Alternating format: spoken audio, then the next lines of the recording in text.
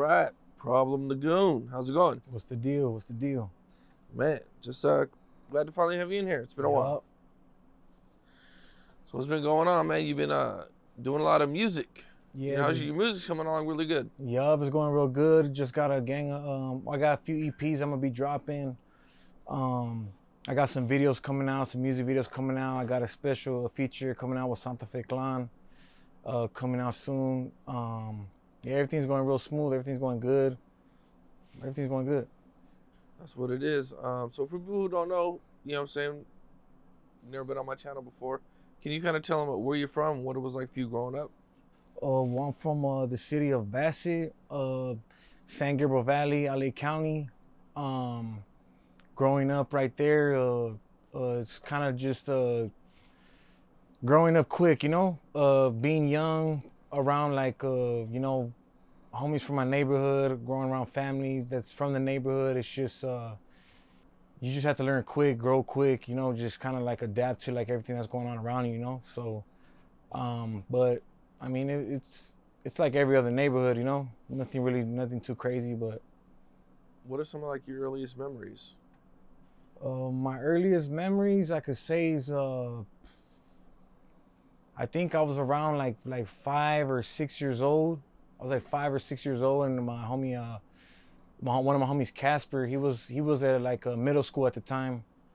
I was about like 5 or 6 years old, and he ended up getting murdered right there in front of me, right there on Ahern.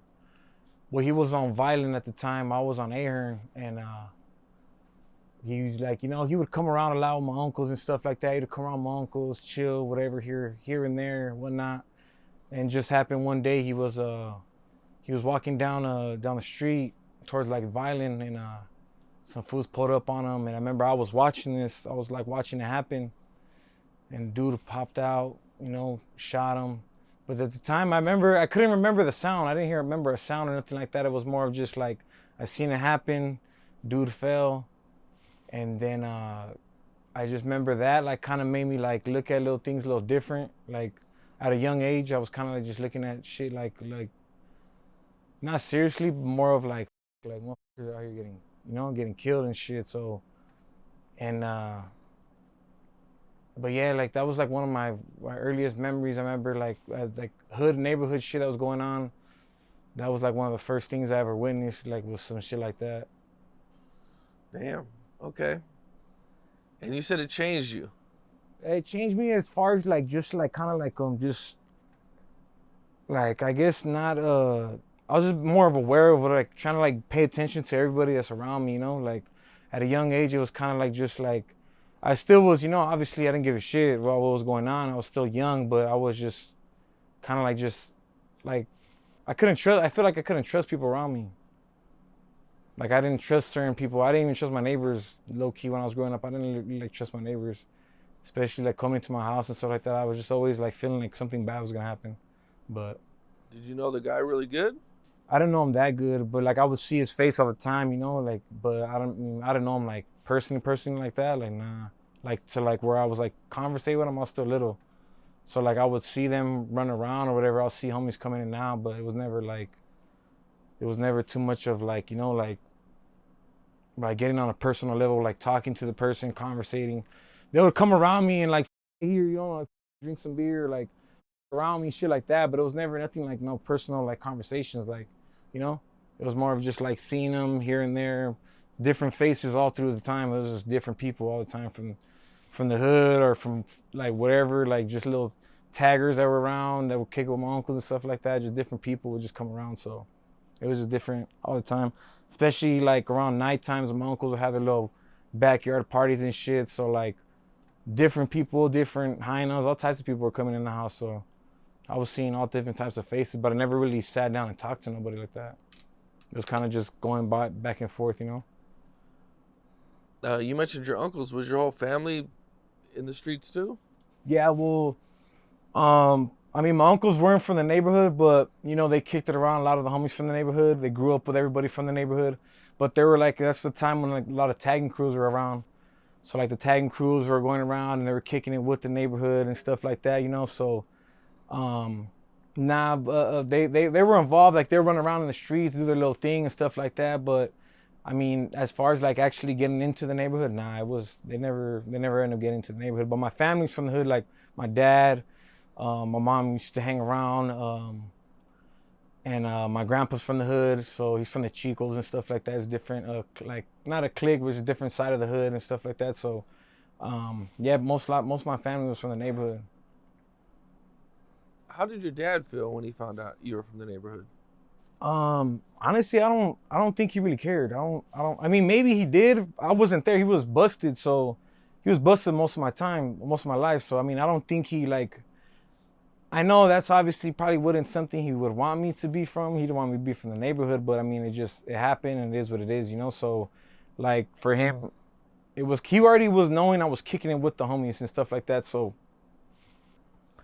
but I mean, there was homies at the time that would tell me like, "Hey, you can't be around," you know, because you know, like your dad, you know, we don't want no like issues and stuff like that, you know. So it was just like kind of difficult. It was kind of difficult sometimes with certain individuals from my neighborhood, like to try to like when I was trying to like really be involved, it was like kind of like getting pushed back because my dad, you know. So How old were you when your dad went to jail?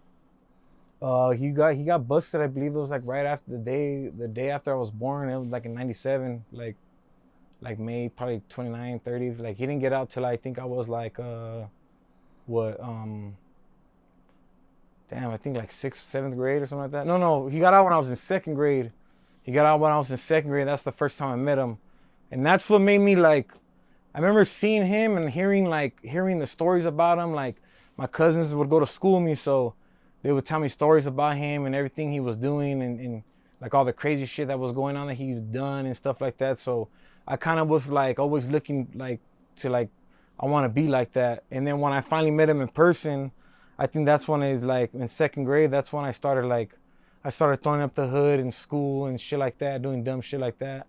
So like I started already like it was already coming to the point where like I already knew that pretty much I was gonna be from the neighborhood.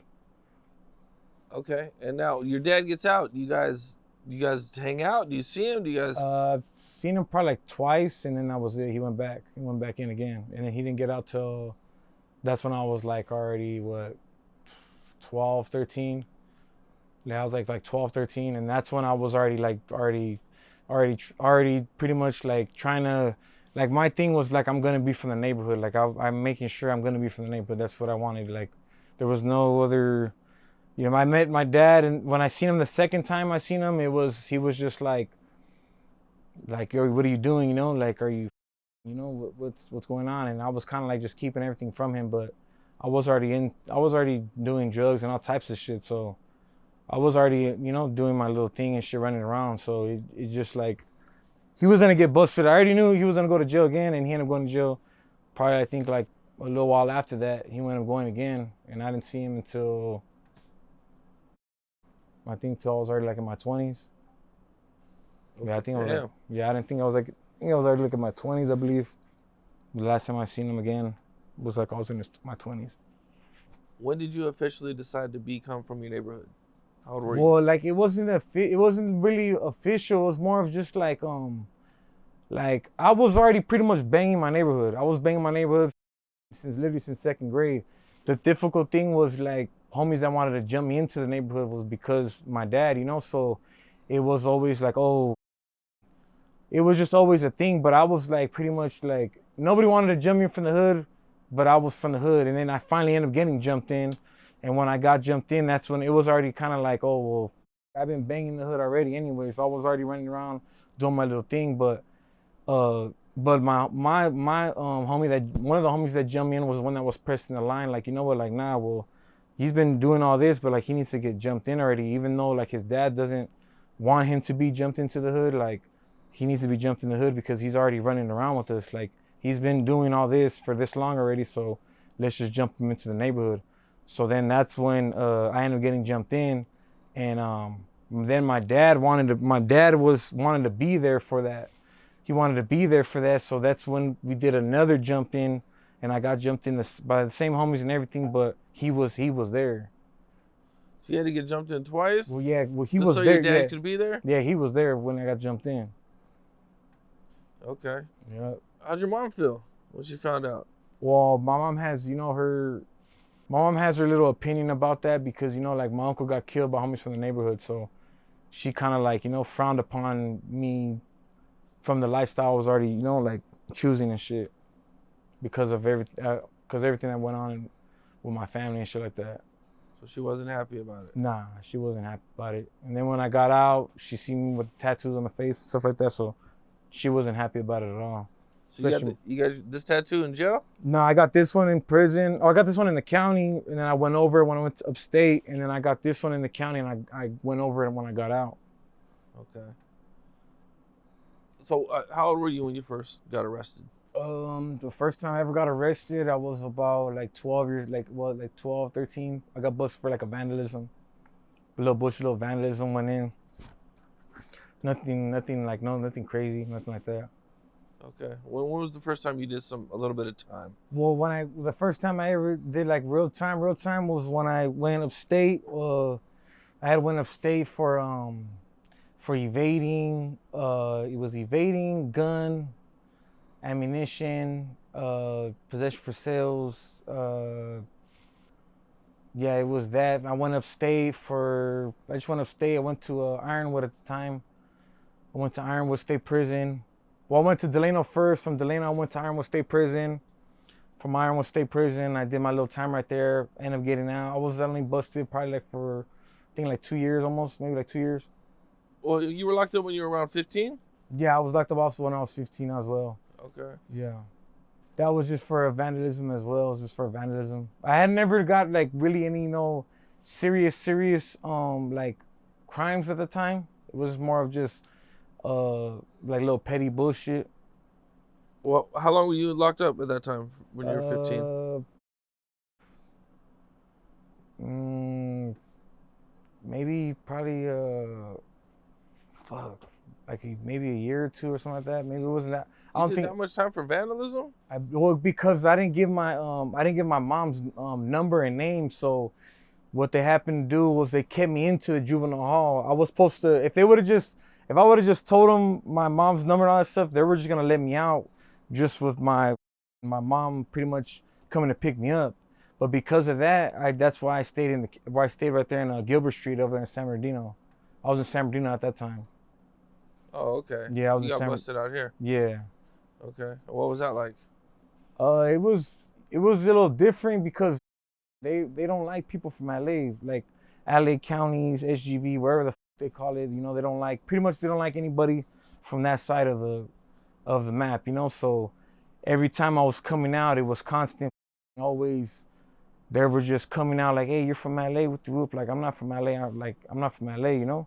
But their thing was like, "Well, you're from San Gabriel Valley. You're from LA, whatever the it is." Like, this is the IE type shit. So every time I'll come out, we'll come out, jump, we get benched up, whatever, come out, sit out our side of our cell, and shit will start cracking. Fools will get packed me out, shit like that. Fools from Verdugo, Ontario, stuff like that. And yeah, it was just shit, like regular shit. It was like everyday shit type shit. I would go on WGP, which is withdrawal from group program. They would keep me in my cell for like 72 hours because I got in a fight with somebody. Boom, it would just happen every time. So it was just like constantly. I was pretty much always by myself. I was in a single cell, come out when after my WGP, get into another fight. So it was it was. What was like the worst fight that you got in? I think the worst fight I got into it with probably with my celly. One time I got into a crazy fight with my celly. He was black though. And we were in a cell, probably didn't last that long. It was probably like maybe a day or two. And we started getting into it. And obviously we started disrespecting each other. He was from another hood, nowhere near me, but we just started trying to diss each other. We started getting down, and it lasted a cool minute because they didn't go inside the cell. So they were spraying under the door, and we were just fighting. There was like, it was a hectic little fight. And after that, that's when his homies, because he had other homies from the same neighborhood. So when I went to school after, they ended up packing me out right there. They ended up pretty bad, like right there in the classroom. They grabbed the little walkie-talkie from one of the teachers, and they started packing me out and shit. And they couldn't call in a code, so by the time she finally ran and went to go get help, I was already getting like packed out. I was getting up. So Damn. yeah, Okay, so juvenile hall gets cracking over here then. yeah, it kind of. I mean, yeah, it's be cracking over here. I mean, well, I mean, it's like 30 people versus one person. You know, there's not really that many people from LA going to the juvenile hall like that. So their thing is just like all of them are just like LA type shit. That's how it was. So it's not really like it was cracking because they wouldn't really get down with each other, their own enemies. I never seen it really that much. I seen them shake their own enemies' hands before, like so. It's not really like they don't really be gangbanging like that, like as far as like in the juvenile halls. Your tattoo sticks out, man. How'd you end up with the tattoo? Um, when I was in West Valley in Unit 5. It's black box like the high power. No, real quick. You guys you guys don't go to LA? You guys come No, out yeah, here we when you go to get LA, busted? yeah. But I had got busted like I be running around everywhere. So I had got busted. I believe at that time I had got busted in that was in Victorville. I was in Victorville. I got in a high speed chase. Got in a high speed chase, crashed into some cars and shit. Jumped out while the car was still moving. Fucked up my legs so I couldn't get away. Cops fucked me up. Took me in for GBI, possible death. 6 counts of GBI, possible death. Evading, wrong way driver, all that bullshit. And then so when I got busted, I went to which is high power because usually I go to LA County, I go to K19, which is a GP, high power K10s, you know. So for like usually we're right there because we have staff assaults, validations, shit like that, you know. So like high risk, and over there they don't have like a step down program. So a step down program is like usually like when you're in high power in LA County and you've been good for a while, they let you step back down and go to like, you know, going to the main line. So, but over there in West Valley, they don't have none of that. It's just you're stuck. So they don't give how long. You can have a staff assault from 1991 and you're stuck back there. So pretty much everybody back there is slammed down. We're slammed down pretty much. But at that time we were doing the four cells per tier, which is 16 cells. 4 cells come out, 2 people in each cell. And when I had got busted at that time, that's when I went to West Valley and the homies from the IE right there were like showing me love. You know, they came open arms. They me. I was youngster, so they was already tough. And I was getting involved with whatever, you know, doing my little thing right there. And the homie was like, "Hey, I got a tattoo gun right here," you know. And usually, like, they would be kind of picky with people who they would let use the tattoo gun, you know, because it's like you're in the county jail. It's not that easy to come across tattoo guns, especially right there. So the homie was like, "Hey, what's up? Let's put a big ass fucking BG on your face." And I'm like, I wanted the whole BG, but I already had this one, so I was like, well, maybe if I could just get something big. And I remember the homie had a Dub SV. He had a big ass Dub SV on his face, and I was like, I was gonna get the BXG, but I was, you know, like I'm gonna just get a big ass BG on my face. So boom, they slapped on the pattern. Well, I shouldn't even slap on pattern. They got color pencils, dipped it in water, started drawing it on my face, and we just started. I snuck in the cell when they did a little walk, and right after that, boom, I started tatting on my face and did the BG on my face. Okay, now, did you say you had to have it finished when you got out of jail? Mm-hmm. So after that, I ended up getting out. I ended up getting out from Wasco at that time. And when I got out from Wasco, I got out. I was probably only out at that time, maybe like a week, and I went straight to my uncle's pad. And this was at the time when I was like trying to like write raps and stuff like that. I was writing poems, turning the poems into raps. And I remember my cousin, Little Praise, he was already doing his music thing, so I was already hearing about him doing the music and shit like that. So I was like, man, well maybe he could help me out on how to do all this shit because I don't know nothing about music. So he ended up calling me, told me pull up. So I went and pulled up. My uncle was like, hey, let me like finish that shit up for you. So he started tatting me up. Did it right after that. Right after he tatted me up, it was already like it was it was way darker than it is now, but it was like pretty blasted on my face. And when I remember, I went upstairs with my cousin, and when I went upstairs with my cousin, he had a little setup of his little his music shit, and he was like, "Hey, what's up? Like, lay down the track." And I remember that's when I laid down my first track.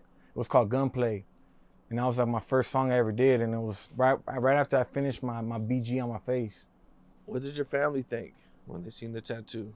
You Um, walk in, your mom first sees the tattoo. I mean, when they seen it, I mean, they said they messaged me. I mean, I didn't really get to see them in person yet. Oh, they heard about it. I'm sure they were. I mean, I'm sure they were. I mean, they haven't really voiced it to me, like, oh, like, fuck, like, but, I mean, I would be pissed off if my kid had a tattoo on his face, like, so I'm sure, however I would feel about my son or anybody, like my son having a tattoo on his face, I would flip out, but, I mean, they haven't really voiced it to me like that yet. I haven't really got to sit down and talk to them about all this shit, like, I really haven't, so, I mean, I don't really know. I'm sure they're hurt about it. They don't like it, but I mean, I haven't really got to really sit down with them and actually conversate with them and them tell me like I hate looking at your face. Because my mom has said it a couple of times. She wants to post pictures on me on Instagram and shit, but she tries to post old pictures because now my face is covered in fucking tattoos and shit. Or she's tried to do it one time where she posted a picture of me recently and it was like kind of like she covered the tattoos with the editing or some shit. But yeah, I mean, they haven't really sat me down and talked to me about it because I haven't really talked to them like that as far as like in person, really.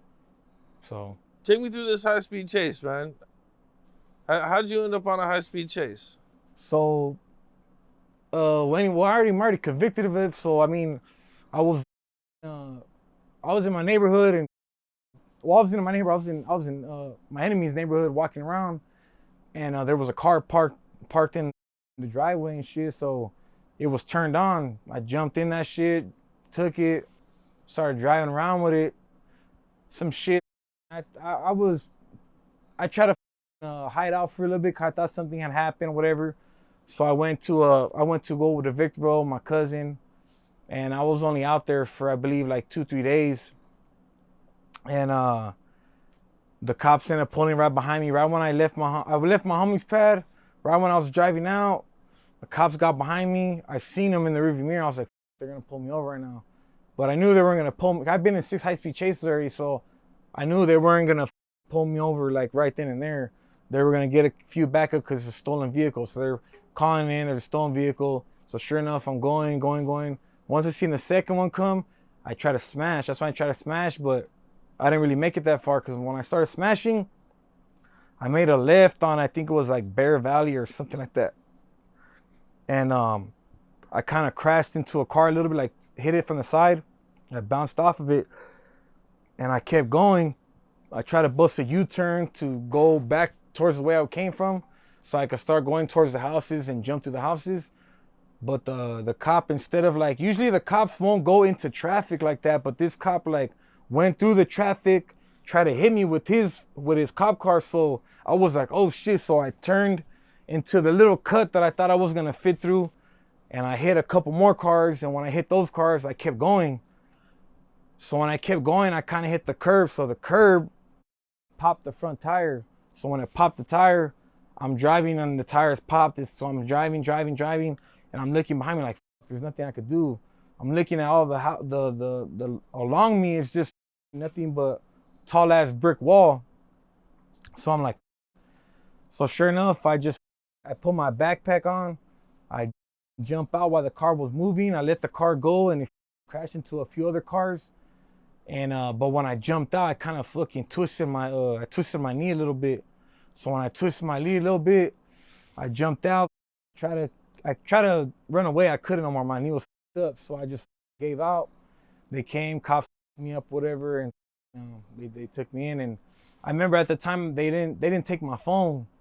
So I remember I was on my phone, and I remember I was on Instagram Live. I remember, and I was telling everybody I was getting busted and shit. And yeah, I was on Instagram. You were on Instagram Live? Yeah, I was on Instagram Live when I got busted. I was in the back of the cop car, and I had my phone on me, but because what they did is when they patted me down, I had a hole in my pocket. So in my Pro Club shorts, my iPhone, I had 3 phones.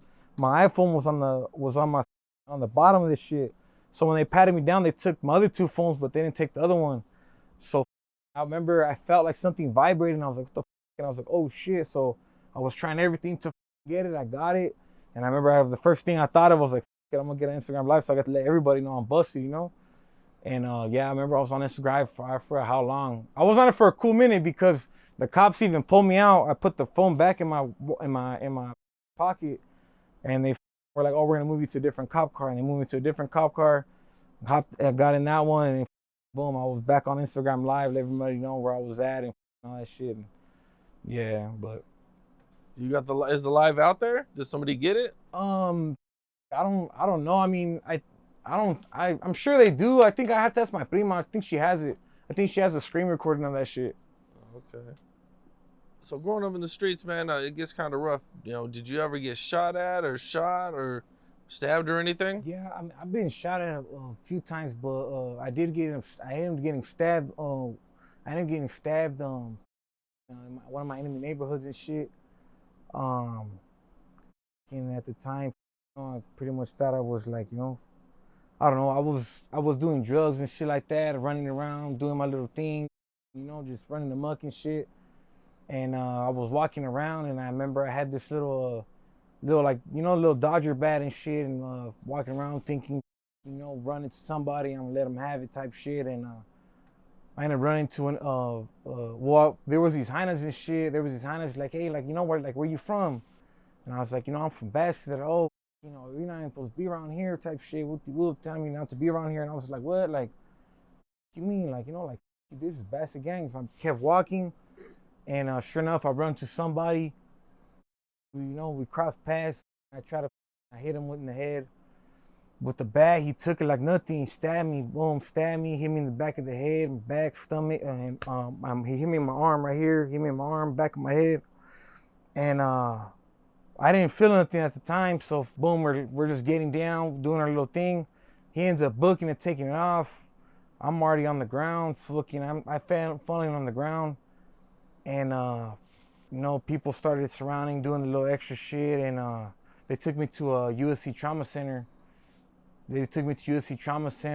Stitched me up, just pretty much stitched me up, and kind of like just discharged me and just tossed me. And they didn't even clean up my blood or nothing. They just kind of like just stitched me up, and that was it. They didn't clean I had a gang of dry blood on my arm, on my back of my neck. I had a gang. My shirt was covered still, like.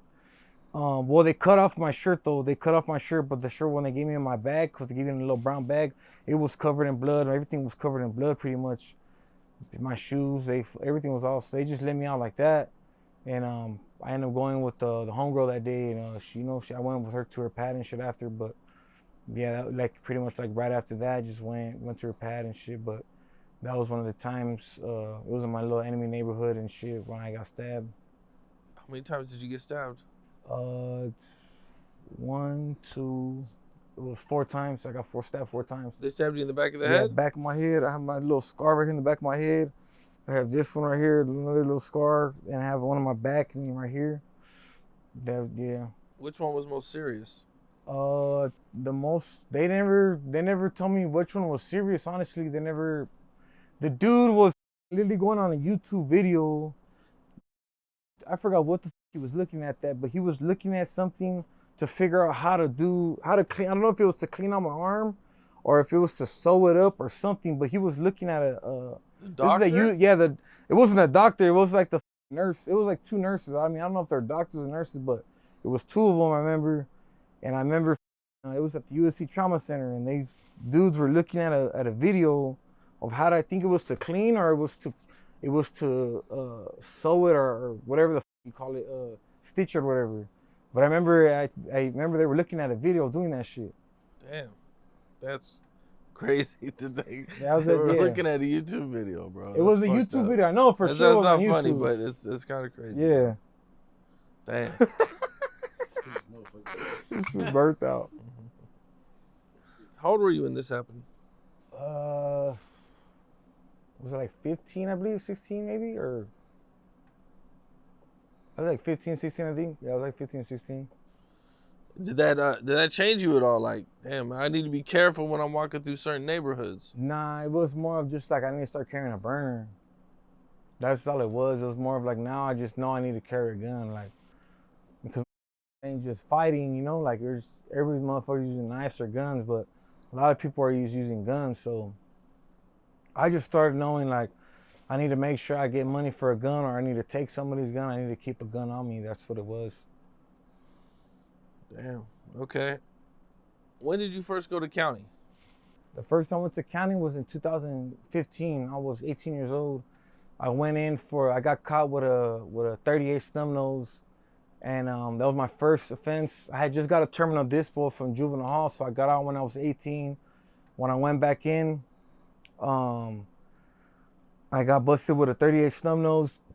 I was driving around with my cousin at the time. They took me in, gave me 180 days with half. I ended up getting out, and that was like 2015.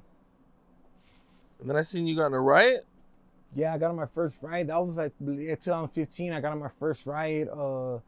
That was in what was it? I think it was the 700 floor, I believe. It was the 700 floor. I got on my first ride, and it was over a lunch. It was over a lunch and shit, and pretty much the blacks were like, oh well, like, you know, like our people got fed, you know, so they were just pretty much like, we took it as like, well, you know, like, oh, we're, you know, our people, your people got fed, but our people, like, nah, that's not how it gets down. So we ended up getting in a riot and shit. It was a pretty long ass riot. We were going at it and shit, and I remember right after that riot, that's when I started realizing, like, you know, like everybody needs to participate, you know, so everybody needs to participate, you know, like I started, you know, like everybody has to be involved, and if you're not, then you're gonna get dealt with type shit, you know. So I started seeing like I was young, so I was 18, so I was seeing how the shit inside jail goes, like, you know, like pretty much we're all together as one, you know. So I tripped out on that too, you know, because, you know, you run into enemy neighborhoods, and, you know, in the streets we're brought up to, you know, like our enemies, you know. But in prison or jail, it was just, we're all right there with each other, you know. Sometimes there's things that goes on, you know, like, you know, obviously there's a little tension, so, you know, you go at it with your enemies in the county jail and stuff like that. That would happen a lot, but at the end of the day, it was mostly like, you know, like it's us versus them type shit. Is this when you go to prison? That time, no. That time, I didn't. No, yeah. No, that time I didn't go to prison, but I went back again, and this was for a gun and another evading, and uh, at that time, but when I got busted, I was going through a little shit. Some shit was going on in my neighborhood, and you know, I was just getting shit was going on, and so when I got to the county, you know, I was getting smashed out, stuff like that, getting smashed out from different dorms and shit, and pretty much like their goal was pretty much to, like, I guess, have me, you know, like, you know, when you're smashing somebody out, when you're smashing a person out, you want them to lock it up, you know. You don't want them to come back, you know. Your goal is to smash this out, make him not want to come back. So they'll have a whole dorm on you, 30 people, 20 people, whoever's in the dorm, all the homies, pretty much, all the Southsiders, they're gonna smash you out, stomp you out, beat your ass, and until the cops finally get a stop, you know. And I was going through that for a little bit, and a lot of people were thinking I was gonna fold and stuff like that. I did whatever I had to do, and I ended up taking off on a cop. Took off on a cop, and when I took off on the cop, I went back. That's when I went to high power for the first time, and that's when I was like, oh shit, like, you know, this shit back here, high power, is way different from like, you know, like the shit that was going on in the main line. High power, it was just like more of like everything was real serious. Everything was like, you know, we wake up at 4:30 in the morning, we work out as a team, we work out together, you know, like everything was like, it was just more structured, you know. So you gotta adapt to that shit quick. It's not like, you know, like the 10 to 10 and shit. Like, nah, you're waking up at 4:30 in the morning, get ready, you know, we do the gallo, and then you get up and, you know, get your little workout in, and boom, you start your day, you know. So it was just way more serious back there, and it was not like loud as hell, you know. It was very quiet. Just everything was the environment, you could tell, was very, like, you know, like shit serious right here. Like, there's no games back here.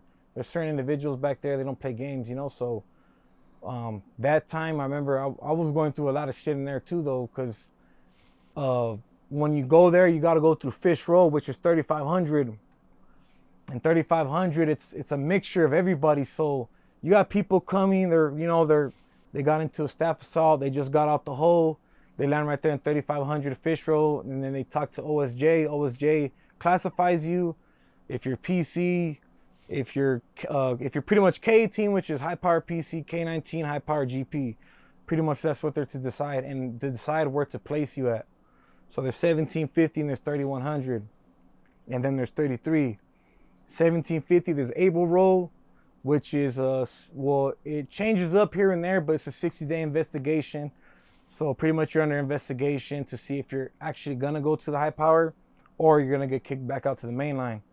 And then Baker roll which is the high power PCs. Charlie rolls high power PCs. Denver roll is high power GPs.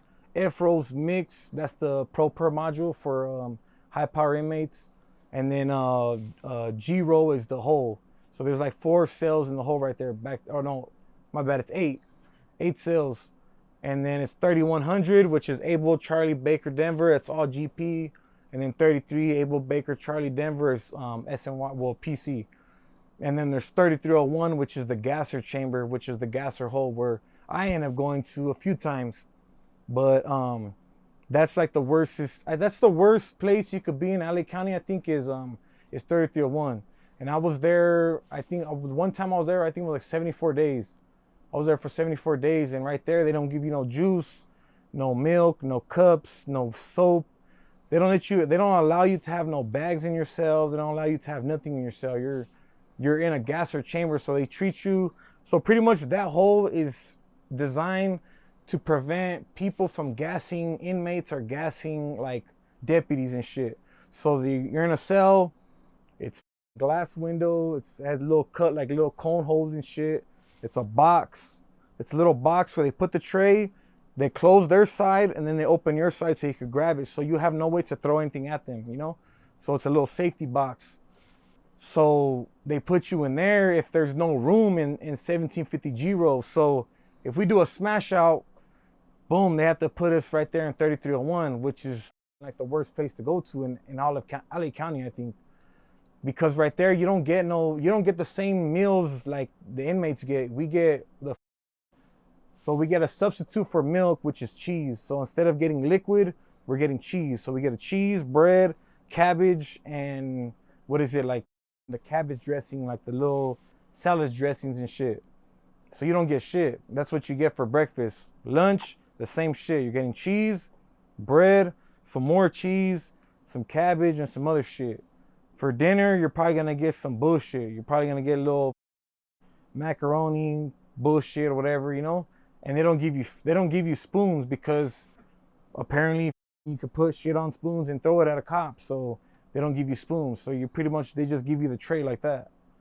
And that shit was happening. I was there for 74 days, but I went there a gang of times for doing, holidays and stuff like that, doing smash outs, fighting, all that stuff in the day room. So I was constantly in the hole right there in 3301. And but luckily, after like I've been back there so many times, I was already back there. I've been K10 for so long that all the deputies back there kind of knew me. So they would they'll let the homies send me a little care package of like peanut butters and bread. No store, but like peanut butters and bread and shit. So I'll stack up on my peanut butter and like I'm not full because I'm eating nothing but cheese and bread and shit. So mix it up with some peanut butter, whatever, So it was kind of up back there. And then you have to deal with like back there in 3301, it's mixed again. So like you're running into PCs and fools that don't program like how we do, So we're not gonna be yelling on the tiers, screaming, kicking the doors, doing all that shit. But the PCs are allowed to do whatever the they want. So just to annoy us, we would have to be sleeping. Sometimes I remember one time I didn't have a mat for like 2 weeks because the cops were acting dumb with me. But like having the neighbors banging and banging and banging on the door all night, catting out, tripping, and then I have to worry about going to showers. When you go to showers, if they land next to you, they're gonna throw shit on you. They're gonna shit on their hand, throw it at you, like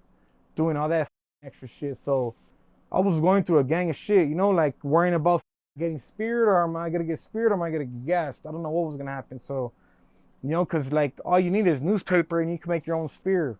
Get a newspaper. All you gotta do is get the cereal bowls, the little silver on the cereal bowls. You replace the blade on the razors and you make a little fake blade out of the cereal bowl. The little shit you peel off and it'll be like look like metal. So you would get that, put it on that, give it to the cop. The cop will give a real quick look and toss it. So he would assume that there's blades on there. So now you got blades. So the blades was the worst. This is the most lethal shit right there back there because have their face split open like a vagina. Like they would like you off. If you're walking, that's why they always tell you like when you're walking down the tier with the huda, like make sure like you stay away from the barras, because if you go near the bars, like that's where like they snatch you up, it's a wrap. Once they snatch you up, it takes one little slice to your face, to your neck, arm, chest, whatever, and they're gonna slice your ass up, So I seen a lot of homies get done like that, where like they got sliced in the neck, sliced in the face. I seen cops get there. There was a Huda that got his face sliced like an X by one of the homies, a good homie of mine. He's still busted right now. He's fighting a death penalty, but he was in high power with me back there, and he's been back there, stuck back there for like a good 8 years straight already.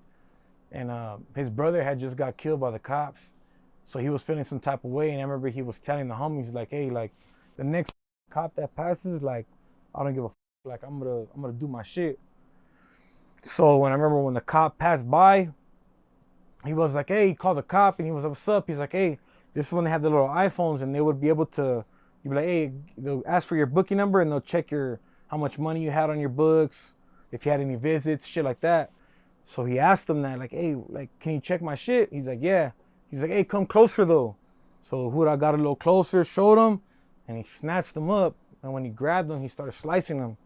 And he just hit him in his face, boom, boom. And we sliced him like that. He just backed up off the bars and he was like touching himself in the, it wasn't bleeding yet. It was just like you could see it was split open, but he wasn't bleeding at all. And then he just started coming out, and that's when he started panicking and shit. And the Hudas were like tripping, like, "Oh shit, get off the tier, get off the tier." And all the homies started getting all crazy and shit. He started like tumbling off the tier. The Hudas came. They were with the spray and the tasers and shit. And they were like, "Hey, they told the homie to come out." That fool was like, "I ain't coming out." So we're gonna follow suit. Like, like if the homie's not gonna come out, like we're all tripping, like we'll deal with the consequences after. Like, but like the homie, we're not gonna let the homie just ride by himself, So that's just how it is. And he didn't want to come out, so they started gassing him out. What they call it, the what is it called? It's the Phantom. It's called the Phantom. It's when they come with the hazmat, all white suits and shit, and they have this little long tube, and they're illegally only allowed to say to 1,000, 2, 1,000, 3, 1,000. They gotta stop because of how strong it is. But us, we already know that all we gotta do is stand by the vent the vent that blows out, because the vent that blows out is giving us fresh air. So we stand by the toilet where the vent is at, and we breathe in the fresh air. So when they're doing that, the third time they do it, they do the 1,000, 2, 1,000. The third time they're supposed to come in. So because pretty much that's all they could do. So they're supposed to go in. But the cops like doing that shit because once they're able to go in, then you're in a cell, in a little tiny one-man cell. Like they're gonna your ass up, So they'll beat the shit out of you, your ass up. But like it's how it is. Like with us, like once you say you're not gonna cuff up, then you're not gonna cuff up. You're not gonna, "Oh, I changed my mind. Shit's getting too serious. I'm gonna cuff up." Nah, you're gonna go until go into your cell. Like that's just how it is. You want a cell extract, then you're gonna go full force. There's no half-assing shit. So once you want a cell extract, you decided that you're gonna go full on faithful to that cell extraction, and you're gonna go until drag you out that bitch. And it's good because some of us, you're in the moment, you're pissed off, but then who doesn't shit. But then when it actually comes down to when they're in your cell and like they're like torturing, they your ass up. There's the camera, there's a guy holding the camera, and he's not really like, he's not trying to capture what's really going on because the Hudas are trying to you up. They're getting little sucker punches in, punching in your face, trying to break your arm, break whatever they're trying to do, like, and it's like 30 cops on you. So it's like, it's kind of situation, but it's like, well, you're the one that put yourself in that situation. You want to get into it with the cops, and then you better go full force. There's no, or else we're gonna deal with you after. You know? Damn. So did all you guys have to come out like that, or just the Nah. one Well, dude? after they took him out, when they took him out after, they just put us on lockdown. They shut off our TVs. They didn't let us do shit. Shut off our phones. So pretty much we were just, because they can't. It's way too many cells to transfer to the whole. So what they're gonna do is just shut off the TVs, shut off our shit, not give us battery exchange because we get radios back there. So your battery exchange, now your radio's gonna die. You don't get no. So they'll just do shit like that. They'll with us, do shit like that, but they're not gonna take everybody to the hole. It's just not how it is. It's too much. So they just leave it there. Like, we're just gonna shut off your TVs. And you think about a lot of riots and shit like that happen over the TVs and the phones. Like, I've been in so many riots and shit like that that's over just the phone, over the TV, over bullshit. Like, so they know, like, if somebody's acting up, the cops will do it. They'll just shut off the TV. Like, oh, you want to act up? Or we're shutting off the TV. Now everybody's pissed off that person, whatever the he did, they don't care what he did, if he was in the wrong or the right. You got the TV shut off. Like, we're stuck in a cell 24/7, dog. Like, all we get to see is that motherfucking TV. That's all we look forward to every day is TV and a phone call. Like, so when you take that shit from us, like, now everybody wants to get your ass, and that's why it's up, because the cops do shit like that to like, to pretty much to get us to like turn on each other type shit. It's up because I've seen it happen a gang of times. A lot of times where, like, the cops just use the TV and the phone to like pretty much have our own people touch up our own people. Like, they have their ways and they know what they're doing. Like, they do a lot of grimy ass shit, and it's crazy how it happens because, like, a lot of the sergeants allow that shit. The sergeant, lieutenant, the captain, all those bitch ass fools, they allow that shit to happen. And it's like, that's why there's a lot of lawsuits going on, that type of shit. I'm doing a lawsuit right now. Right now, I'm going through a lawsuit right now with LA County too, because the grimy shit they were doing. But yeah, those fools, LA County sheriffs, some grimy ass motherfuckers. That county jail is not no joke. Like, I mean, I'm sure it's different from the 90s and shit like that. I went through a gang of shit through the county, but I think high power, like in 3100 and 1750, I went through the most shit. Like, especially too, like, you're locked down 24/7. Like, you're stuck in a single man cell 24/7. Like, you're not moving, and like one up, then they're not giving us day room. There'll be times where we don't come out ourselves for months. Like, we're just stuck bird bathing. Like, that shit sucks. Like, that shit fucks with your head, But only only the strong survive in that bitch. Like, if you can't handle that shit, like, you won't last, Like, and I've been back there for going on, like, every time I've been back there, I'm always back there, and it's been like a good 4 years straight. I always been, every time I got busted, I go straight back there all the time. OSJ snatches me up and they send me straight to K10 right when I'm in processing. Before I even get a wristband, they already give me a K10 wristband, like, boom, snatch me up and send me straight to K10. You mentioned being in a lot of riots. What do you think was like the worst riot you were in? The worst riot, I think, was in West Valley. That was in West Valley, and that was in Unit 6, and that was, what year was that? Damn, what was that? I forgot. It was recent though, but we ended up getting into it with the blacks, and I remember the blacks, they ended up stabbed up like real bad. Like, a lot of them got stabbed a good over 20 times, and there was only 4 of them, and there was a good 20 of us, and there was only probably 3 or 4. It was 3 of them. Oh no, 4 of them. It was four blacks. That was it. And it was a good amount of homies, and it was Woods that jumped in as well, and it got real bad. And I remember the cops were even the black cops were even trying to set it up after where we were gonna get they were trying to they put me and my celly one time to the yard, and it was only me and my celly, and it was 8 blacks. And they were they were pretty much, the cop told us pretty much he's like, hey, yeah, I'm gonna give my people the run backs, And I was like, what the f-? They came up to my cell and told me that. So I was like, damn, these fools are the cops are tripping. What was the riot like? How did it kick off? It kicked off over the phone. One of the blacks came out, he, cause I knew how to pop out my cell. Cause over there in West Valley, it's these little doors, and they have this little metal thing, like a regular door. You know, it has a little metal thing on the side. Well, what I would do is I'll get the Folgers bag from the coffee, and I would put it into the door, and when I would close it, I would pull the bag just a little bit, and the little zipper part to seal it is the part you want on the outside of the door. So when the cops do their walk and the next tier comes out and you want to come out again to get on the phone, you pull the bag, and the zipper part pushes that lock back. So then you shove it forward and the door opens, and all you got to do is make sure your celly's on top of it and puts it back and closes it. So when you go down there and they do the next walk, because they say, hey, we're doing a walking in the next block. So fucking we go back to the cell and boom, come inside our cell and then boom. But it shows that it's open, but when the Hudas come and they check the door, it's locked because there's nothing blocking it. It's just what's blocking is the little bag is blocking the lock just a little bit to where the sensor is not going off to where it's closed. So that's how we were coming out. When I was doing that, the blacks were asking me how to do that, and I wasn't gonna show them because then that's like giving them pretty much a way to get out the cell too, you know, which is more blacks than homies, and I'm not gonna allow that. So they ended up catching on. I don't know how they figured it out, but the one on the bottom tier, he ended up figuring it out. So he was doing that, coming out to use the phone.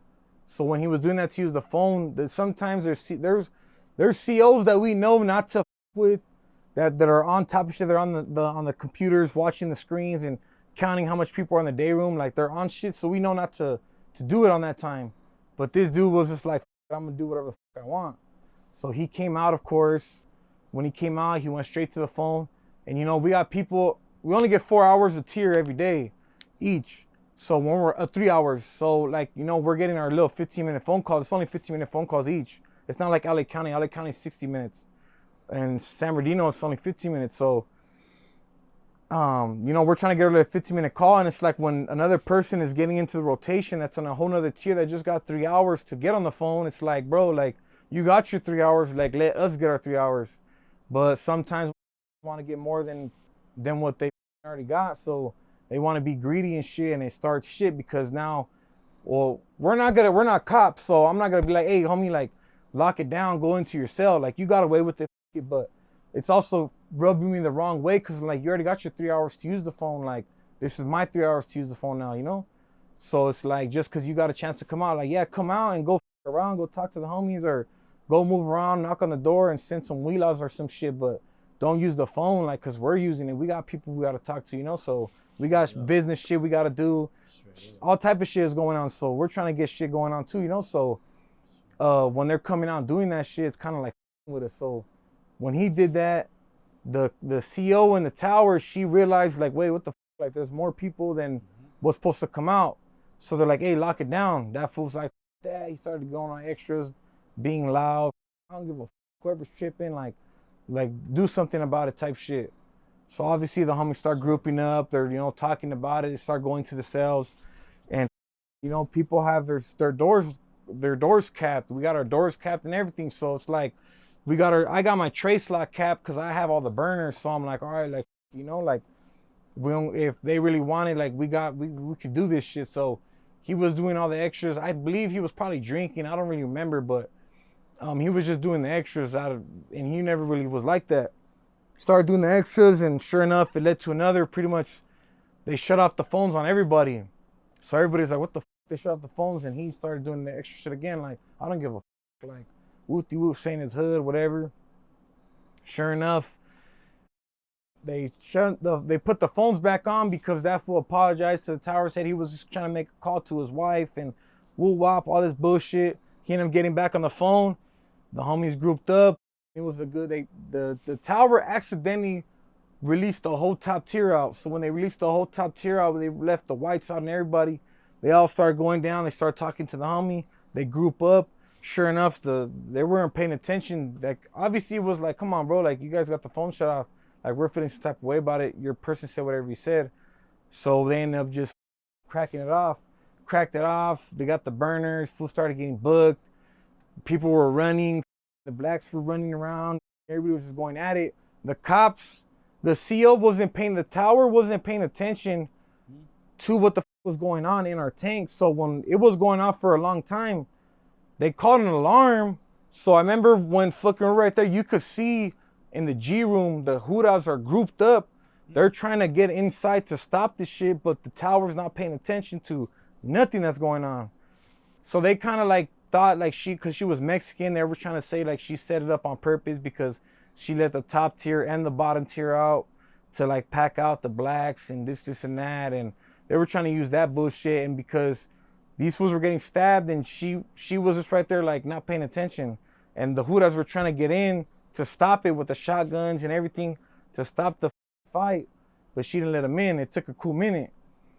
So by the time they came in, like everybody was already done. Like I remember one of the blacks was walking out and he was like limping and he was all busted up. And yeah, they came in, they took everybody, they started separating people to different units and shit like that. But they left me, my celly, they left a couple other, they left a few people back, but they put more blacks in. And that's when I remember the black deputy came up to my cell and he's like, well, I'm gonna let my people get their run backs, because you did my people grimy. Yeah, so. And I remember I was like, damn, like I remember I told my celly, like, bro, like we need to be burned up. And I remember that time my son was about to be born. He was about to be born. He was already due in May. And I was about to get out too. But I already knew, like, shit's cracking off. So I got to make sure I stay with a blower. So I ended up getting a blower. It was a 10-inch one. It was a good chunky ass one. I remember my celly had a little smaller one. And they ended up catching me with it. They ended up catching me with it because my celly got into it with the cop. And some shit happened. Pretty much they ended up searching my cell. They searched me and I had it in my waistband because I used to carry it in my waistband just so I was able to pull it off. I needed to, because of everything that was going on. And when they searched me, the Hudas like, hey, search him again. So I was like, why are you going to search me again? Like, just search him again. And I think somebody told him because I believe somebody knew that I had something, and they kind of like threw me under the bus. The cops are not going to tell who the is saying what. But they ended up finding it, took it out, and they took me to the hole. And I remember I got more time. Ended up getting more time because of that. So I missed my son's birth by like 2 days. He was born on the 24th. I got out on the 26th. So because I got caught with a burner, I ended up missing his birthday. Well, his being born 2 days late. Yeah, because I was in the hole, and luckily I got out the hole in time, and I got to be on the phone, but I didn't even get to hear everything happen because the cop was like, oh, you gotta lock it down. And I'm like, come on, bro, like my lady's in labor right now. Like I wanna be there for you. He's like, nah, all that. Like he didn't give a. So I remember I had the homie from Ontario. I had him call my Hannah's homegirl, and he was on the phone. He was like telling me, I was in the cell, and he was telling me like, hey, fool, like your son's out already. He came out. And I was like, for real? He's like, yeah, he's not crying, but he's like, he's like just making little small noises and shit. And I was like, is he good? He's like, yeah, he's good. He's healthy and shit. And I was like, hell yeah. And I was in the sound. I was mad because I'm like, dog, like, if I didn't get caught with that blower, like I would have been able to have been out for that shit, But when you're in there, it's kind of like, like you gotta just, it's kind of like I don't know how to say, but it's just like you're in there in jail, and it's just like you gotta be on your toes with everything. You gotta be on your toes, like. You gotta stay blowered up, just like in the streets. You gotta stay with a strap, cause shit's grimy in them. Shit's real grimy and shit. Even though, like, it's just real grimy. A lot of grimy shit goes on in them. So like, you gotta stay with something, cause, and just never let what you got. Like, you just gotta it's a grimy game, that motherfucker. But I've had to be in there sometimes where I didn't want to, but I had to do what I got to do, catch more time, whatever it is. And I ended up missing my son's birth because of that shit, because I was making sure I was blowered up just in case anything happened and shit. You mentioned the riot about the food. What was like the first thing, like how did that start? What I'm saying, after the food and everything happened. Like how did it start as far as like how the whole riot started? Yeah. What happened, like into detail, what happened was pretty much, when they start setting up for chow, when the shit starts setting up for chow, obviously the barman start announcing, hey, line up for chow, homies. We line up second or first. It just depends, whatever day it is. Sometimes the homies line up first. Sometimes we line up second. That time, we lined up second. So the blacks, they got to get their food first. So what their barman's supposed to do is to grab a lunch. Each person is supposed to count. If they got 22 blacks, then they get 22 lunches. So they start grabbing the 22 lunches, give it to their people, and then we get the rest. So pretty much the last people, they usually get the extras. Well, what happened was one of the blacks had doubled up. So what's double up is like they got 2 lunches instead of 1. So they got an extra one, you know, because be hungry. They do that shit sometimes. They try to sneak a little extra one. Well, when they did that, they ended up taking one from one of our people. So we're like, hey, you know, like, did one of your people happen to grab an extra lunch? And I remember the dude was like, their barman was like, well, I don't know, like our people got fed. That's all that matters, you know? So we're like, what the f-? So I remember the homie was like, hey, like, all that, like they're pretty much saying us, you know, like our people, there's one person that one of our homies is not gonna get fed. So like all that, you know, like obviously it could have been, I mean, honestly, it really could have been resolved this a whole different way. There's homies restore, like, you know, but when you're in jail, you're bored, you're fighting time, you're frustrated about your hideout, you're frustrated where you don't give a shit, you know, like let's kick this shit off then. Let's kick this shit off. And sure enough, you know, one thing led to another. We're like, all right, well, all the homies group up, and all the homies grouped up, and you know, we're deeper, and you know, so we're like, let's just crack this shit off right now. They're not gonna admit to taking an extra lunch, and we're just gonna go get off on them, stab them, probably, most likely, you know, fools got stabbed, of course. Like shit cracks off, and it is what it is. But over a lunch, it's like, damn, you know, like you kind of think about it like it's like or one lunch, you know, like there's a gang of homies with soups and meat and summer sausages, and they could cook you a bomb ass lunch if they really wanted to. But you know, when you're in jail, you got nothing else better to do but to start some shit. So it's just like you get used to the like you wanting to crack some shit off. It's just the way it is, you know.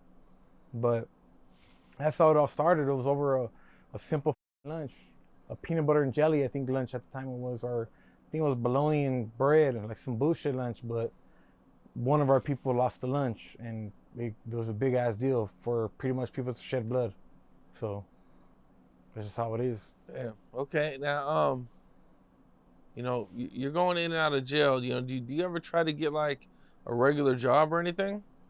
I try. I mean, I'm not gonna lie. I never tried to get a regular job. I try to go to a. Matter of fact, my homie Negro's one that took me to a what is it, the job agency and shit, or whatever, like where you go and they little job agency bullshit. They took me or whatever, and I remember when he took me, and I in my head I was not gonna go. He thought I was gonna go and shit, well, I guess, or whatever.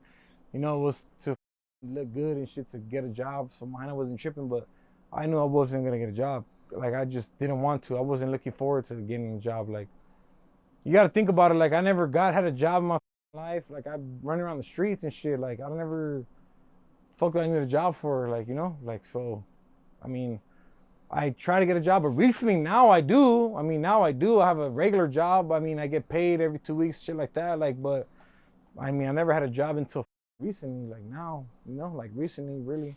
I never had a real job though. You graduated? No, well, I got my GED in prison when I was in what was that? In Delano. I was in Delano and I got my GED. When I got my GED, I finished the highest. I was the best grade in the class. I scored the best in math as well. How much time did you actually get to spend in high school? You know, with going in and out. I was probably in high school for maybe like the football season. I think it was like just the football season. That was it. That was it. I never. Well, it was like I'm not even the full football season, but it was a freshman year. I was only there, literally like, not that long. I was already. Yeah, I didn't last that long, and I went to independent studies. I went to Nova Vista. I was on there for a little bit. I went to independent studies, and independent studies I never even went, because you don't even have to go. They don't even care. So. Damn. What do you got coming up music-wise? Oh, music-wise, I got a song coming out with High Tone. Got a song coming out with High Tone, Santa Fe Clan. I got a song that's supposed to be in the works with Doughboy 909. I got an EP coming out with Rare, with the producer Rare. I got a gang of songs with Zace Hundo. I got a gang of music coming out with produced by RTB. I'm working on a gang of music right now. It's just I'm trying to figure out like how I'm gonna drop it and everything, but you know, because I don't have a team and stuff like that. I'm just pretty much solo. I'm working everything solo, trying to figure out how the the labels and all that stuff works. But right now everything's just pretty much independent. I'm doing everything on my own, paying for my own music videos and pretty much paying them for them to get put on platforms and doing whatever I got to do. But yeah, I got a gang of stuff coming out. It's just in the works right now. Everything's just in the works. But yeah, I got a gang of shit coming out, but it's just gonna take time. You know, your music's dope, man. You know what I'm saying? I want to see you do good, for sure. Yeah, I appreciate that. I appreciate you having me here. I appreciate you putting me on this platform. You know, I've been hearing nothing but good things about this platform. So, you know, I hope I get nothing but positive things out of this platform. And I appreciate you having me here. And you know, I'm just a young kid from Bassett, California, just trying to make it out the hood, trying to make it out the city, trying to get my son right, get my family right, because, you know, like I don't know nothing else besides the hood, so it's still hard for me to try to figure shit out. But I mean, hopefully with all these platforms and everybody like showing me love and shit, hopefully it helps me out and you know, gets me out of the hood and helps me take care of my son and shit like that. But I appreciate all you guys for having me on here, and you know, everybody that's doing their thing and shit. You know, shout out to everybody in SGV doing their thing, putting a shine on SGV, you know. But you know, the 626, but you already know 91746, we coming in hot. But like, I'm coming in taking over the SGV. I'm taking over everything. Like, I'm coming hot. Like, they you know, I don't got a team yet, but like, I'm coming in, I'm taking for sure. Like, all these other people in the SGV thinking they got some shit going on, like they ain't like me. Like, I'm real. Like, I don't play that bullshit. Like, I ain't fake. So, I'm hood. That's what it is, man. Yep. Well, wish you luck, bro. Good shit.